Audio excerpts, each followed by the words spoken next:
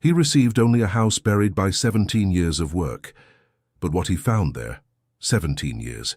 17 years of a life given to a place that was never his. And in the end, what he received was a mountain of stones. When Silas learned what was written in the last will and testament, he didn't shout, didn't throw anything on the ground, didn't storm out slamming doors.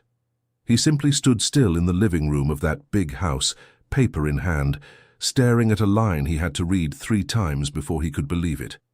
To Silas Cross, I leave the house on the North Ridge, in recognition of his years of service. He knew the house on the North Ridge.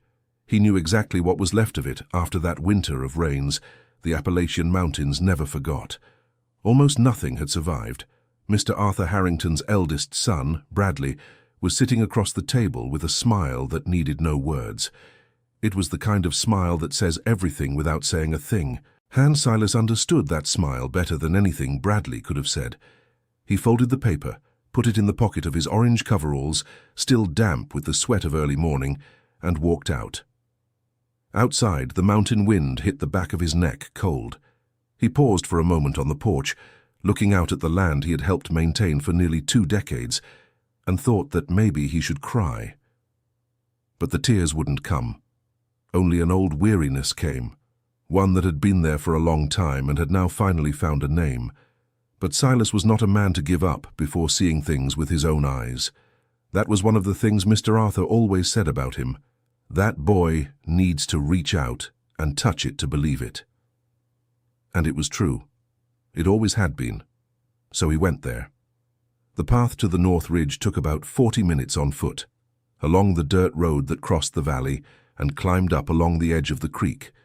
Silas was about 43 years old, but the mountains had aged more than he had that winter. Where there once stood a simple wooden house used to store old tools and the property's aged documents, there was now a cascade of stone and hardened mud that had slid down the slope as if the mountain had decided to swallow everything whole. 2 walls were still standing, crooked, with crushed shingles and bent beams. The rest was rubble. Silas stood there for a long time, his orange coveralls stained with mud from the morning's chores, arms at his sides staring at it all. The mountain mist wrapped everything in a grey light that seemed to have no definite time of day. It could have been morning, could have been afternoon, could have been any moment of a life that hadn't turned out the way it should have. That image, I need to say, has stayed with me since the first time I heard this story. A man standing in front of everything he was given, which was nothing. There's something in that we all recognize from somewhere. But Silas hadn't gone there to feel sorry for himself. He had gone to see, and that's where the part nobody expected began. He started walking slowly across the grounds, stepping around the larger stones, testing the ground with the weight of his foot before each step. The mud was still damp in spots, and the mist rolled down from the top of the ridge in waves, carrying the smell of wet earth and old wood. Silas knew that smell. He had breathed that smell for 17 years. It was when he reached what had been the kitchen of the house that he noticed something different. Beneath a layer of smaller stones, where the wooden floor had given way, but the concrete slab underneath remained intact, there was an opening. It wasn't large, maybe 40 centimeters square, but it was an opening that shouldn't have been there. The concrete around it was smooth, clearly built to serve as a base for the floor. But that opening had finished edges. Someone had made it on purpose. Silas crouched down, pushed a few more stones aside with his hands, and inside the opening, fitted with perfect precision, there was a metal box, rectangular, with a rusted iron latch, but intact, about the size of a shoebox, maybe a little bigger. He stared at it for a while before touching it, as if he knew that moment was one of those that split life into before and after, and he needed one more second to be ready. Dear listener, if you're enjoying the story, go ahead and leave a like and, most importantly, subscribe to the channel. It really helps us folks who are just starting out. Now, continuing. Silas was trying to pry open the rusted latch with a flat stone when he heard footsteps. They weren't the footsteps of someone wandering without purpose. They were the footsteps of someone coming in a hurry, with intent. Bradley appeared from the edge of the property with 2 men Silas didn't recognize, and an expression that wasn't new either. It was the look of a man who realized he'd let something slip through his fingers. "What are you doing here, Silas?" Silas stood up slowly, the box in his hands, not answering right away. When he spoke, he always took 1 second longer than people expected. Arthur used to say it was because Silas thought before he opened his mouth, and that was far too rare in this world. "I'm on my own property," he said. Bradley let out a short laugh that had nothing happy about it. "Your property? A pile of rocks is what you've got." "That's right. And it's mine." The two men with Bradley stayed where they were, not moving. Bradley took a few steps towards Silas, his eyes fixed on the box. "You're going to hand that over to me?" "No, I'm not." There was a silence that lasted longer than it should have. The wind cut down from above, shaking the mist, and for a moment you could see a slice of the valley below. The entire property spread across that vast green expanse that Silas had helped tend long before Bradley had taken over anything around there. "You know what's inside this?" Silas asked. The way Bradley went quiet answered before the words did. There was something in that silence that was different from not knowing. It was the silence of a man who knew very well and wished the other didn't. "Give me that box, Silas. What's in there belongs to the family." "Since it belongs to the family," Silas said, "then the family can tell me what it is." Bradley extended his hand, and Silas, for the first time that morning, smiled. It wasn't a smile of joy. It was the smile of a man who finally understands something he'd been waiting a long time to understand. He tucked the box under his arm and started walking back the way he'd come. Bradley didn't advance, and Silas knew in that moment that there was something inside that box that gave Arthur's son a reason to be careful, something that, if exposed the wrong way, could cause bigger problems for Bradley than for him. What Silas didn't know was that someone was waiting for him at the end of that path, someone he never expected to see. Mrs. Martha Harrington was sitting on the big rock near the valley gate, in a thick, dark coat, her white hair pinned up in the bun she'd worn for as long as Silas could remember. She was about 68 years old, and she carried that age the way you carry an overstuffed suitcase, with effort, but without ever dropping it. She was a woman who had spent a lifetime learning how to keep things bottled up inside, and sometimes Silas thought she'd kept too much. "I knew you'd go up there," she said when he got close. "You knew there was a box up there?" She looked at the box under his arm and didn't answer right away. There was something in her expression that Silas recognized with a tightness in his chest. It was the face of someone carrying a weight that should have been set down a long time ago. "Sit here with me a moment, Silas." He sat. The rock was cold and damp, but neither of them cared. "Do you know why Arthur built that house on the North Ridge?" Silas thought. "To store the old things from the property." "That's what he used to say. That's what he told everyone." She looked at her hands, fingers interlaced in her lap. "But to me, he told the truth. That house was built to hold one thing only, and it was built up there precisely because it was a place nobody went without a reason." Silas looked at the box, then at her. "When the landslide came," Mrs. Martha continued, "Arthur went days without sleeping. It wasn't about the tools, it wasn't about the lumber, it was about that." She made a subtle gesture toward the box. "He tried to go up there when the rain stopped, but he couldn't. The slope was still unstable. And then—" She paused for a moment. "Then he no longer had a way to go." Silas waited. "He knew you'd go up there one day, that when the property was divided, you'd go up there on your own 2 feet to see what was left, because that's who you are, Silas. You never accept things without seeing them for yourself." There was something in that sentence that squeezed harder than it should have, because it was exactly what he had thought that morning, up on the ridge before opening the gap in the ground. She ran her hand over her coat, as if gathering courage, and said, "Open it." The rusty latch gave way after some effort, with a metallic click that seemed to echo in the silence of the valley. Inside, wrapped in a carefully folded canvas cloth, there were documents, several of them, some with edges yellowed by time, others more recent. Silas picked up the first one carefully and began to read. "See, this is where I had to stop, because what was written on those papers was one of those things you don't process at first. It's the kind of revelation you read, lower the paper, look away, and have to start all over again. The first document was a property deed, not of the house on the ridge. It was a deed that divided the entire property into 2 equal parts, one in Arthur's name and the other in the name of Silas Cross. Dated 11 years back with notarized signature, with the signatures of witnesses Silas didn't know, but whose names were clearly there. Silas looked at Mrs. Martha. "He did this 11 years ago," she said. "When you lost your small property in Blue Ridge, remember? When you came to work here with nothing left to go back to. Arthur said you had given so much to this land that it was already yours by right, and that he was going to put it on paper while he still could." Her voice had gotten lower, but firmer at the same time, like someone speaking a truth she had held in for too long and could no longer contain. "But did Bradley know?" She closed her eyes for a moment. Bradley found the papers before the last will and testament was read. He didn't know about the box on the ridge, but he knew a copy of those documents existed somewhere. He did what he could to make the property look like it was all his, and when the time came to read the last will and testament, that part had disappeared. Silas kept staring at the document. The words were there, clear, with no room for interpretation. Half of that land had been legally his for 11 years. He had worked for 17 years on a property that, for the last 11, was partially his, and he didn't know it. "Why are you telling me this now?" Mrs. Martha looked up at him and said something Silas would never forget. "Because I've been keeping things inside for a long time, Silas. And when you keep too much inside, one day there's no more room." Inside the box there were more documents, receipts of agreements Arthur had made over the years, property records, and a letter, written by hand, in the large, slightly trembling handwriting of someone who writes with difficulty, but with determination.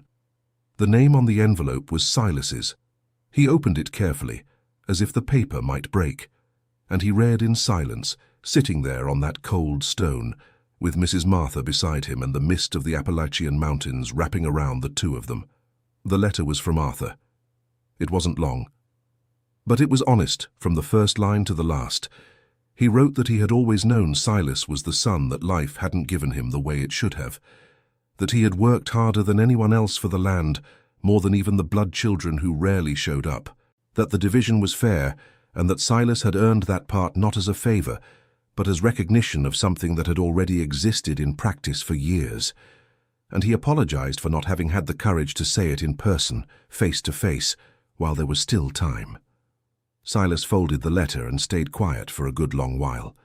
Then he stood up, with the box under his arm, and his eyes a little brighter than when he had walked in, and said, "And now?" Mrs. Martha also stood up, with the effort of someone who feels the ache in her knees but doesn't let it show on her face. "Now you have what you need. You have the documents, you have witnesses, and you have me. You're going to testify against your own son?" She adjusted her white bun with a calm gesture and replied, "I'm going to testify in favor of the truth," which is not the same thing. Dear listener, if you're enjoying the story, go ahead and leave a like and, most importantly, subscribe to the channel. It helps us a lot since we're just starting out. Now, continuing. The days that followed weren't easy. Bradley didn't stay quiet. When he found out Silas had found the box and that Mrs. Martha was willing to confirm what she knew, he tried everything.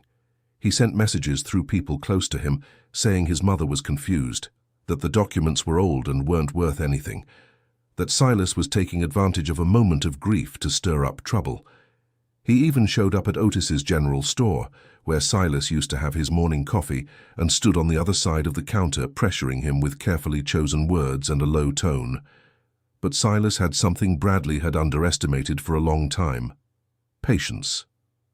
That patience had been built over 17 years of work without recognition, waking up before the sun and going to sleep after everyone else, raising Chloe, his 16-year-old daughter, alone ever since her mother had left when the girl was 3, without a word and without ever coming back, enduring winters in the Appalachian Mountains, fixing whatever broke, planting what would be harvested by others. That patience was hard on the inside, like old wood. Chloe found out about everything one night when her father came home with the box under his arm and the papers spread out on the kitchen table. Her hair was loose, she had her school notebook in her hand, And when she saw her father's expression, she dropped everything and came to sit on the other side of the table without needing to be called. Silas explained everything. She listened without interrupting, her eyes moving from the papers to her father's face and back to the papers. When he finished, she was quiet for a moment and said, "You always worked there like it was yours, Dad." He looked at her. It was. Chloe smiled, a smile that was just like the smile Silas made when he understood something important. "Then they're the ones who were wrong all along." It was the simplest sentence Silas heard that week, and it was the one that weighed the most. The situation reached a point that required Arthur's entire family to be called together for a meeting, not just Bradley but the other two siblings, Justin, who lived in a neighboring town and rarely showed up, and Megan, the youngest daughter, who had gotten married and left the property years ago. Mrs. Martha called the meeting herself, and she did it with the firmness of someone who decides the time has come. The meeting took place in the large living room of the main house, the same room where Silas had read the last will and testament days before. But now, the mood was different. The documents were on the table, the originals and the copies Silas had made with caution. Mrs. Martha was seated at the head of the table, a position that would normally be Arthur's. Bradley tried. He tried every way. He said the documents could be challenged, that the Land Registry Office could be consulted, that there were legal ways to contest them. But Justin and Megan read what was there, and they read the letter. And when Megan reached the end of her father's letter, she lowered the paper and looked at her brother in a way Bradley knew well. The way she looked at him when he had done something that couldn't be defended. "Bradley," she said, her voice controlled, "you knew about this." It wasn't a question. Bradley stayed quiet. His silence was more honest than anything he'd said in days. Justin put his elbows on the table and looked at Silas. "How long have you worked here?" 17 years. Justin nodded slowly. "And in those 17 years, did you receive the salary you were promised?" "I did." "Then what my father left you in that document isn't a debt. It's what was fair from the start." He turned to his brother. "And you tried to hide it." Bradley got up from his chair, said some things that didn't come from a good place, and stormed out, slamming the door. But he left alone, because the others stayed. Mrs. Martha Harrington looked at Silas with an expression he couldn't quite classify. It was weariness, but it was also relief, like someone setting a heavy suitcase down on the ground after carrying it for a long time. "Arthur always said you were more a son of this land than any of us," she said. "Now it's on paper." It wasn't a simple process that was resolved in an afternoon. There were weeks of conversations, of documents being verified at the Land Registry Office, of back-and-forth trips that Silas made still in his work overalls, because he hadn't stopped working through any of it. The property didn't take care of itself, no matter what was happening with the paperwork. And that was exactly what made Justin and Megan stand by Silas until the end. Because while the matter was being resolved, he kept showing up early in the morning, kept taking care of what needed to be taken care of, kept being who he had always been, not as a show, but simply because that was how he operated. Bradley came back in time. Not quickly and not easily. But he came back. Because Mrs. Martha Harrington, with that quiet firmness that was her hallmark, made it clear to her son that there was a difference between disagreeing with a decision and betraying someone's trust, and that she had stayed silent for too long about many things, but that she was not willing to let that pass. The conversation between Bradley and Silas happened on a morning of thick fog, there by the creek, far from the main house. Bradley arrived without warning and stood beside Silas, the two of them watching the water running down over the rock. "I'd known about the documents for about 3 years, Bradley said. There was no excuse in his tone. There was something harder than an excuse. There was admission. Silas didn't answer right away. "I thought I could resolve it another way," Bradley continued. "Give you a share in cash, work out an agreement. But when the time came, I couldn't. It seems easy until the moment comes, and then you had given me a buried house and expected me to leave," Silas said, without anger. Only with clarity. Bradley was quiet. "Yeah." The creek ran. The fog crept a little further down the hillside. "I'm not leaving," Silas said. It's been 17 years and I haven't left. This land knows me as much as I know it." Bradley nodded once. "I know." They didn't hug, didn't shake hands. It wasn't the kind of resolution that fits into a quick gesture. It was the kind that would be built over time, brick by brick, like everything that lasts. But it was the first time Silas felt there was a path there that didn't have to be crooked. The house on the North Ridge was never rebuilt, but the land was cleared with everyone's work over months. And where the stones had once been, Chloe planted a vegetable garden. Small at first, full of tomatoes and kale, and a row of sunflowers along the edge that she picked herself because she figured sunflowers don't need much to grow. They just need to be pointed toward where the sun is. And it was to Silas that she said this, one afternoon when the two of them were out there, with their feet in the soil that was now officially theirs too. "Sunflowers are stubborn, Dad. No matter where you move the pot, they turn toward the light." Silas looked at the row of sunflowers at the end of the day, with the orange light of the Appalachian Mountains hitting them, and thought that maybe Arthur knew exactly what he was doing when he hid that box in a place where only a determined enough person would find it. He also thought about the letter, the trembling handwriting, the words a man had written to say what he hadn't been able to say in life. Some things arrive after the time has passed, but they do arrive, and when they do, you understand that the road to them was part of the gift. Silas lowered himself to his knees in the dirt and started digging a hole for one more sunflower seedling. Chloe had brought in a little plastic cup. His orange coveralls were stained with dirt up to the elbows. The fog had lifted, and the entire valley lay open before him, green and quiet, with the smell of damp earth and of something beginning. 17 years. A box buried in the ground. A letter written with a trembling hand. A daughter who knew how to recognize when to turn toward the light. It was more than any last will and testament could put into words. End of story. If there's one thing this story left me thinking about, it's how much we endure without knowing what's waiting for us on the other side.